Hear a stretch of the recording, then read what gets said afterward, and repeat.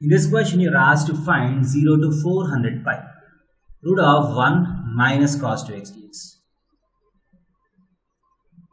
So this is equal to integration 0 to 400 pi, root of 1 minus cos 2x is 2 sine square x dx. That is equal to integration 0 to 400 pi, root 2 times root of sine square x is modulus of sine x dx. That is equal to root 2 times. So here mod sine x's period is pi.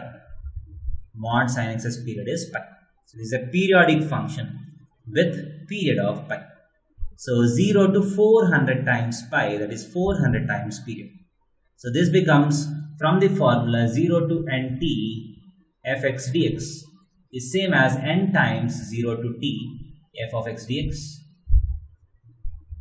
So 0 to 400 pi becomes 400 times 0 to pi mod sin x dx. That is equal to 400 root 2 times 400 root 2 times. So within 0 to pi, sin x is always positive. So I can remove the mod sin x dx. So that is equal to 400 root 2 times. The integration of sin x is minus cos x from 0 to pi. That is equal to minus 400 root 2 times. Cos pi is minus 1. Minus cos 0 is minus 2. So minus and minus gets cancelled.